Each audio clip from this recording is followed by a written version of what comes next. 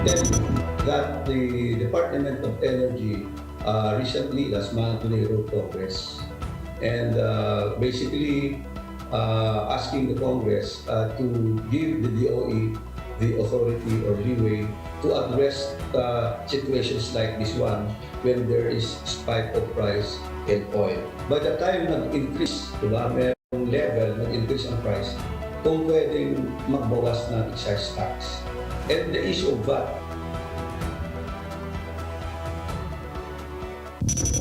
You heard Energy Assistant Secretary Gerardo Erguiza.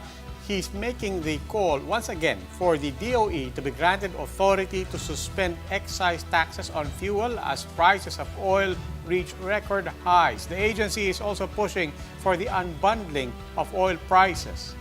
But doing so would come at a huge cost. The Finance Department says the government stands to lose 131 billion pesos if the excise tax on petroleum products will be halted, an amount which may be used for COVID response. Good evening, I'm Gretchen Ho. I'm Robbie Alampay. You're watching The Big Story. Calls are growing for government to suspend excise taxes on fuel given runaway oil prices globally. Even the Energy Department wants it. But the Department of Finance, the architect of the tax reform law, has poured cold water on that idea. Mobile journalist Pamela Vasquez gives us a front seat to the big story.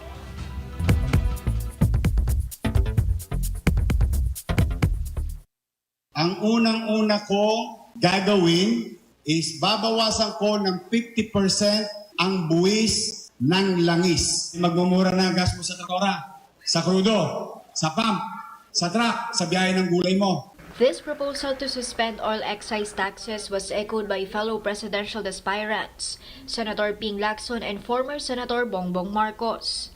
Energy Secretary and PDP Laban President Alfonso Cusi is also pushing for it.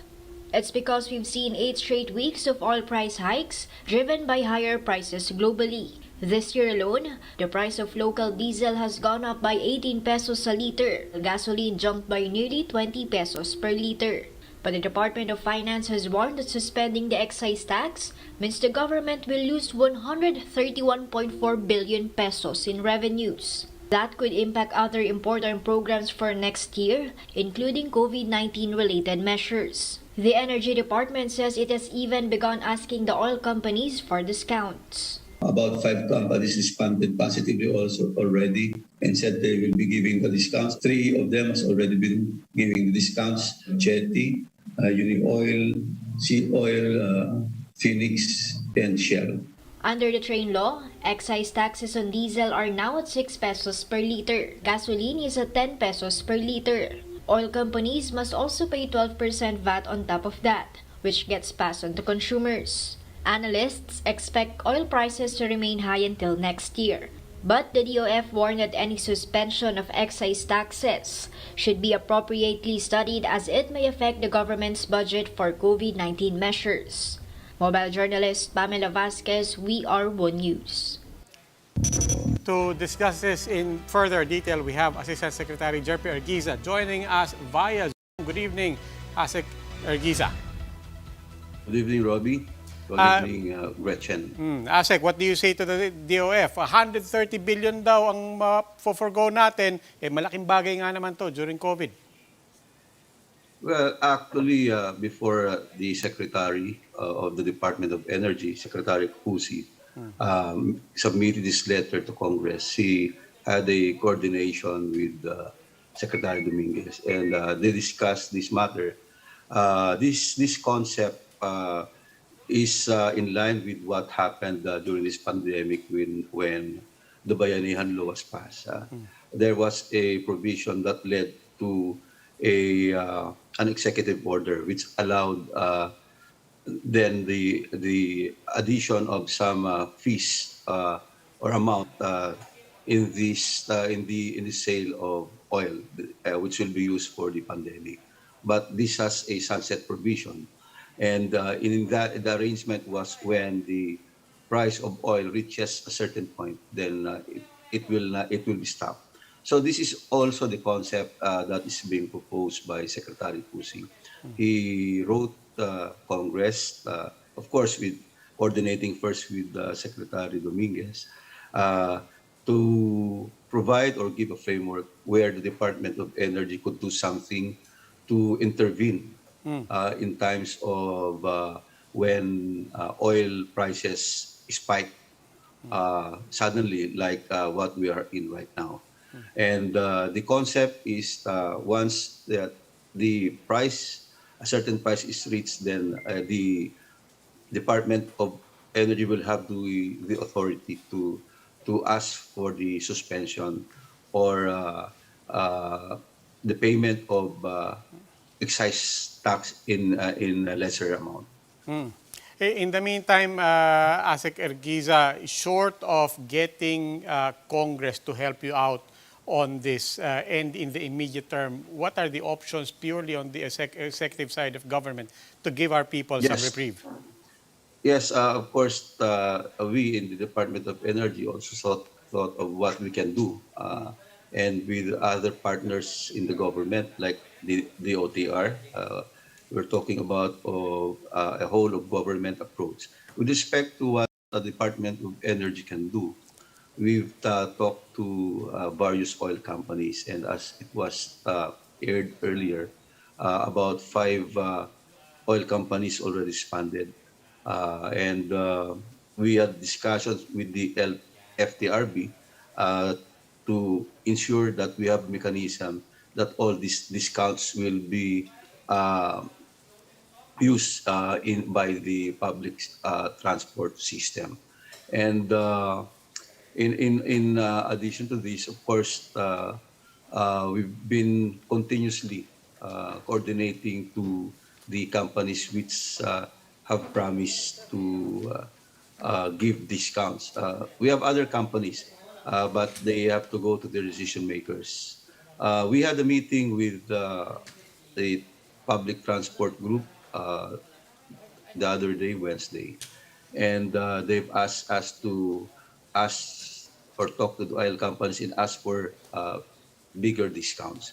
And the Department of Transportation also is having discussions with the public transport that instead of approving the petition to hike the fare, they will increase the capacity of passengers. And the jeepney operators and drivers realize that if this will be the situation, then they will be earning more because if the hike that they're asking for will be approved, they see that they will only be able to get around an additional income of 11 pesos. But if there will be increase in passenger volume, then they will be earning more. So in principle, this was agreed upon by the parties before the Committee on Transportation, and this will be brought to the IATF for conformity. Okay. Energy Assistant Secretary Jerpy Argiza, sir, maraming salamat po. The spike in fuel prices is not the only thing that the Energy Department has to answer. They're also reviewing the Malampaya gas project deal between Udena Corporation and Shell Philippine Exploration. The DOE insists that the government did not incur losses during the buyout of Chevron's stake in the gas project. The DOE says they were not involved in the deal between Chevron and Udena. The Energy Department also says they are still reviewing the transaction and they hope to make a final decision by November. These are the other big stories tonight. In a bid to protect his former police chief, Senator Bato de la Rosa, the president says he's assuming full responsibility for the government's war on drugs. As another sub-Delta variant spreads in the United Kingdom and other countries, the health department assures that they have yet to detect the new mutation of the Delta variant. And a film production turned fatal after actor Alec Baldwin discharged a prop gun, killing the film's director of photography in the process. More of these big stories after the break.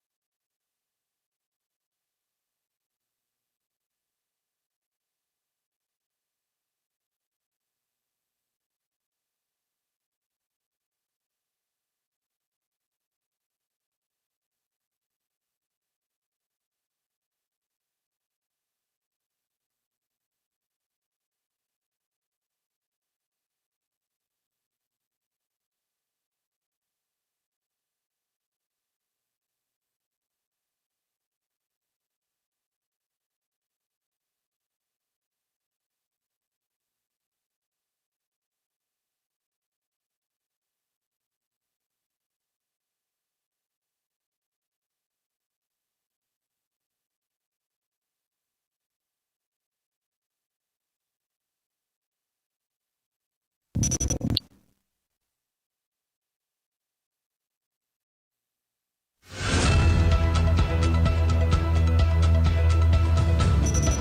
evening. You're still watching The Big Story. I'm Robbie Alampay. And I'm Gretchen Ho.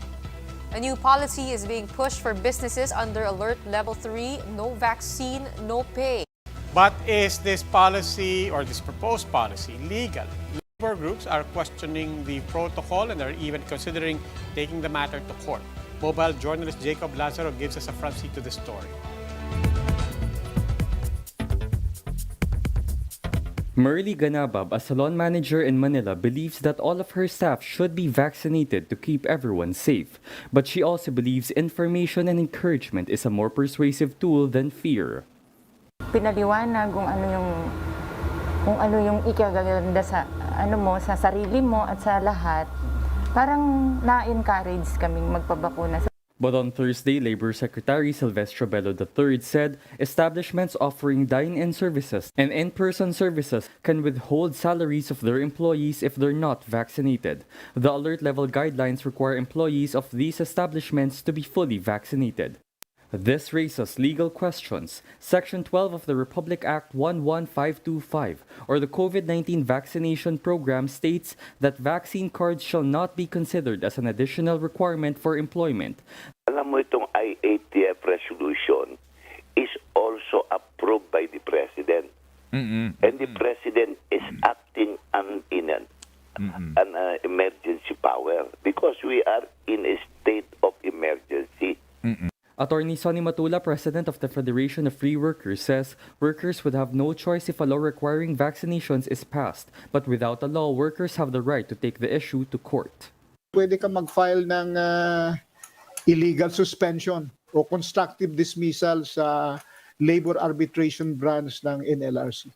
In a Viber message to One News, NTF spokesperson Destituto Padilla said that the Philippines has enough supply to make vaccination mandatory. Nationally, only 31% of the eligible population have been vaccinated. The country is also still battling vaccine hesitancy. Mandatory vaccination is meeting a lot of resistance from all sides. But Merly says sometimes you just have to go the extra step and persuade employees. Nasa pagkikipag-usap lang siguro yan sa tao. At hindi na kailangang isisante mo na lahat na Mobile journalist Jacob Lazaro, we are One News. About half of unvaccinated Filipinos are in such state due to lack of vaccine appointments, apparently. Well, that's according to the Johns Hopkins Center for Communication Programs. Data from October 1 to 15 show that 45% of unvaccinated Pinoys don't have bookings. 23% couldn't get their preferred brands. 16% can't take COVID jabs. 10% can't leave school or work or can't provide the necessary documents. 9% find it difficult to visit inoculation sites. 7% have limited internet or phone access, while 4% need childcare, couldn't understand vaccine information, and have technical difficulties in using websites or phone lines. The Health Department says the new Delta subvariant has not yet reached the Philippines. DOH says that out of 46 variants under their biosurveillance, the sublineage AY4.2 has not yet been detected. There are reports that the Delta sublineage is already widespread in the UK and some countries. The Health Department further assures that mutations of viruses, COVID-19 included, are normal. And the best way to combat these is still to adhere to health and safety protocols along with getting vaccinated. As Metro Manila and other cities ease restrictions, Cebu is appealing to that business within their jurisdiction be allowed to self-regulate. Tel De Vera tells us why. Cebu is one of the 14 provinces where the alert level system has been introduced to outside Metro Manila. The province is under alert level 2, meaning more business can reopen, from karaoke bars, theaters, gyms, to even playgrounds, all with higher capacity ranging from 50 to 70%. But the local government wants more. In a resolution addressed to IATF, the Cebu Provincial Board wants the food, hotel, and outdoor tourism businesses be allowed to operate beyond the allowed capacity. The move is meant to help speed up recovery. Magto 2 years na tayo dito sa pandemic. And then a lot of our businesses and even the public have already adjusted. You know, may mga panawagan to allow vaccinations, only vaccinated individuals to enter indoor spaces.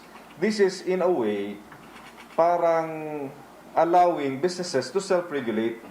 As an additional argument, board member Glenn Soco says there is no data yet to prove local transmission inside restaurants and hotels. But should it happen, he says establishments will still be held liable. The Hotel, Resort and Restaurant Association of Cebu also shares the same sentiment, especially now that establishments only fill as much as 15% of their capacity due to restrictions. Ang laki talaga ng tulong if we were able to bring down the cases. And in that alone, that would really assure already the public that, you know, it's already safe to travel, provided that you still maintain we call it the protocols. Cebu province has 948 active COVID-19 cases, while other highly urbanized cities like Cebu has 760 active cases, 229 cases in Lapu-Lapu City, and 189 active cases in Mandaue City. For News 5, Dale De Vera, we're One News.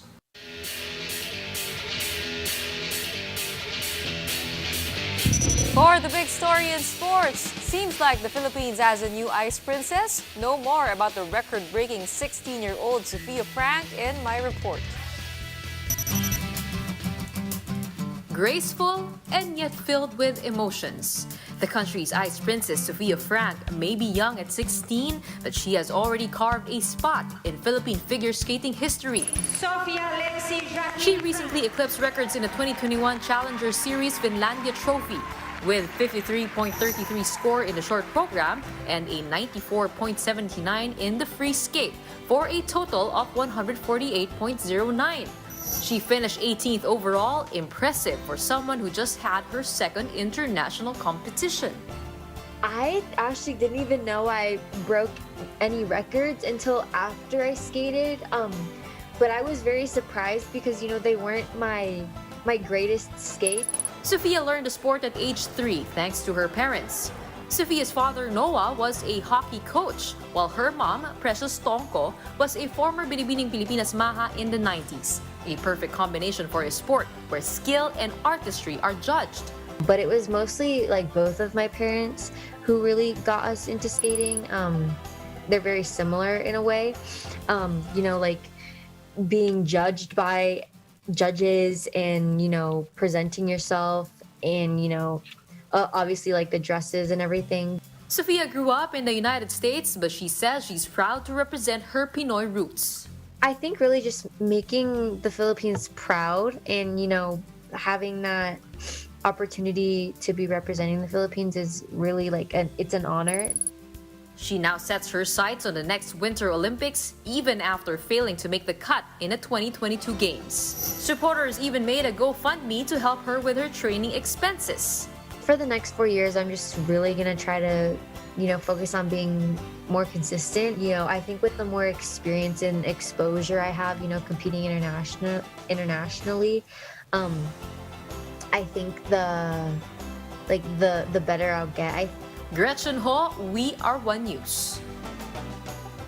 Time for another quick break. When we return, President Duterte assures his former police chief, Senator Bato de la Rosa, that he will be taking full responsibility for the country's war on drugs. And a filming went fatal after a film crew member for the movie Rust died on set when actor Alec Baldwin fired a prop firearm. The details after the break.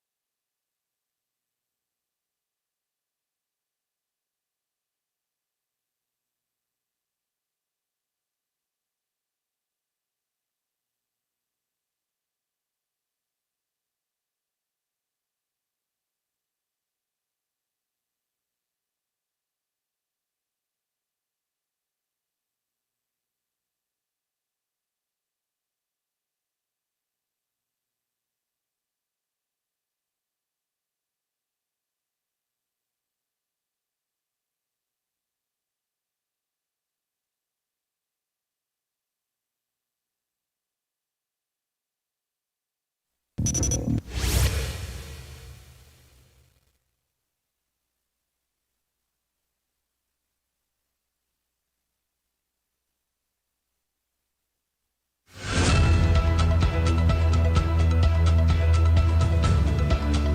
evening. You're still watching The Big Story. I'm Robbie Alampay. And I'm Gretchen Ho.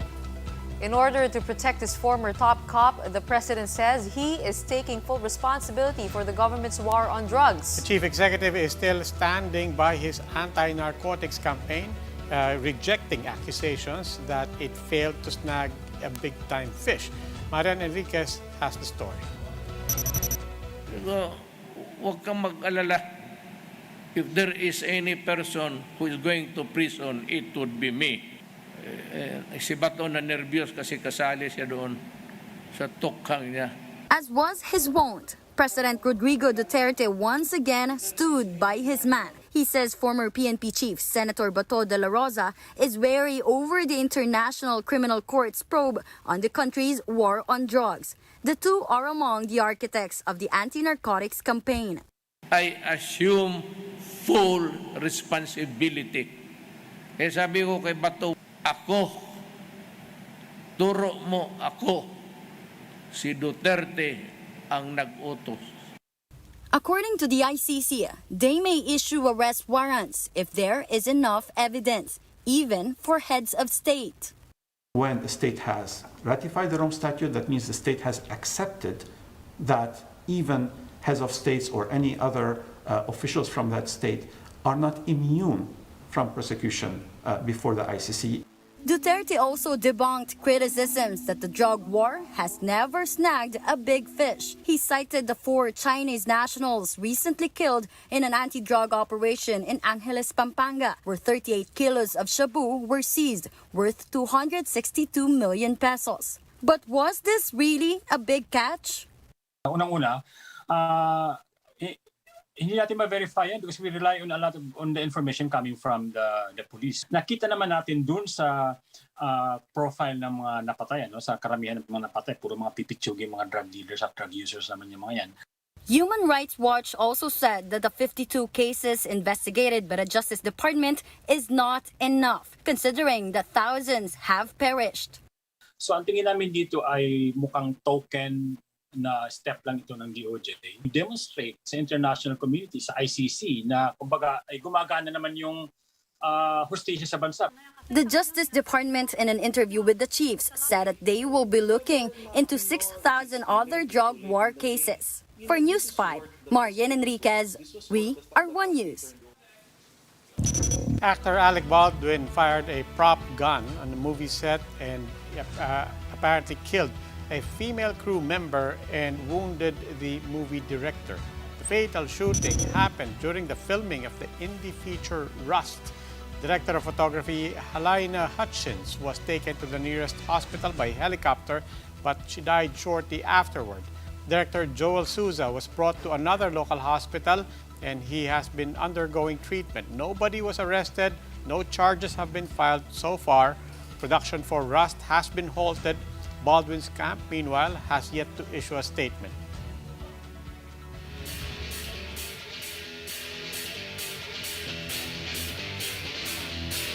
For the big story in sports, after a 2-year hiatus, the Beach Volleyball Republic has returned to action at the resort town of Santa Ana in Cagayan. A total of 20 games were played on day 1, both for the men's and women's competition.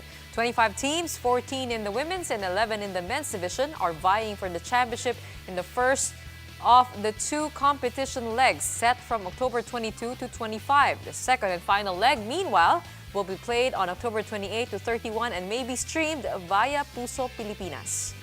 Meanwhile, in the PBA, Game 2 is still ongoing, but it's likely the TNT Tropang Giga moved to 2-0 in the PBA Philippine Cup Finals after another convincing victory over the Magnolia Hotshots. The Tropang Giga started out strong once again, scoring 40 points in the first quarter alone. The Hotshots, though, would show some fight in them coming back in the second half. But in the end, TNT would make a crucial run in the fourth quarter to secure the victory in Game 2. You've probably heard this in teleseries. Ito, 1 milyon, layuan mo ang anak ko. But what if it's the other way around? That's exactly what happened in a now viral wedding reception in Infanta, Quezon. Newlyweds Collins and Rubes Combalicer were observing the galahan tradition. Guests give couples money, any amount they deem necessary to help them in their fresh start. The Combalicers were surprised to receive a luggage bag containing a cape made of 1,000 peso bills. That amounted to 1 million pesos. All thanks to the bride's Lola Deling Romantico, who really lived up to her name, si Lola Romantico. Kami ay mula sa wala, ay kami hirap na hirap. Kaya nung kami magkaroon, inisip ko ang mga apo ko, pag nasaya ng binibigyan, ay masaya rin ang pakiramdam ko. Ang sweet naman ni Lola. Hashtag sana all. Oo nga, parang gusto kong magpaampun kay Lola Ako nga alam mo, kumuha na rin ako ng mga ninong at ninang sa kasal. Ayan si Lola Deling. Romantico, pwedeng ninang yan. Hindi level up ko. Oh. Matagal ko na siyang tinanong, mga 5 years ago pa. Alam mo kung sino? Sino? Si Jose Marichan. Ayun. Diba? Alam mo sabi niya sa'yo? Ano? Maghanap ka muna ng makakasawa. Handa na yung ninong at ninang. Doon muna tayo. Okay. That wraps up today's big story. Catch us again tomorrow at 8 p.m. on Signal Channels 8 and 250. Please like our Facebook page, One News. For more in-depth analysis, visit our webpage, onenews.ph. Mask on. Wash hands. And stay safe, Philippines. I'm Robbie Alampay. And I'm Gretchen Hall. We are One News. Have a good evening.